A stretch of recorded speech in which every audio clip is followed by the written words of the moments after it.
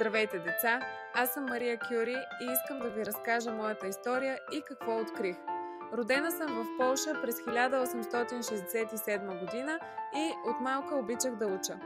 Въпреки че времената бяха трудни и нямаше много възможности за момичетата да учат, аз не се отказах. Заминах за Франция, за да продължа образованието си и там срещнах бъдещия си съпруг Пиер Кюри. Заедно започнахме да изследваме един нов и вълнуващ свят – света на радиацията. През 1898 година открихме два нови елемента – радий и полоний. Това беше огромно постижение, защото никой преди нас не беше откривал такива елементи. Работихме много усилено в нашата лаборатория, за да разберем повече за тези нови вещества и как могат да бъдат използвани. Нашата лаборатория беше малка и скромна, но ние бяхме изпълнени с ентусиазъм и желание да открием нещо ново. Нашите открития помогнаха на учените да разберат по-добре атомите и как те работят. Радият, например, започна да се използва за лечение на рак, което помогна на много хора. За нашата работа получихме Нобелова награда за физика през 1903 година, а по-късно аз получих и Нобелова награда за химия през 1911 година. Бях първата жена, която получи Нобелова награда и единствената, която има две в различни науки. Работата с радиация беше много трудна и опасна.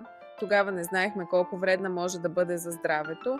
Въпреки това, аз не се отказах, защото вярвах, че нашите открития ще помогнат на много хора. И наистина те промениха света на науката и медицината завинаги. Освен научната работа, аз също така бях и преподавател. Преподавах на студенти и ги вдъхновявах да следват своите мечти и да не се страхуват да задават въпроси и да търсят отговори.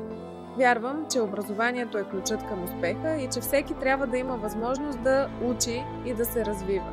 През Първата световна война аз и дъщеря ми Ирене създадохме мобилни рентгенови станции, които помагаха на лекарите да диагностицират и лекуват ранените войници. Това беше много важно, защото спасяваше животи и помагаше на хората да се възстановят по-бързо.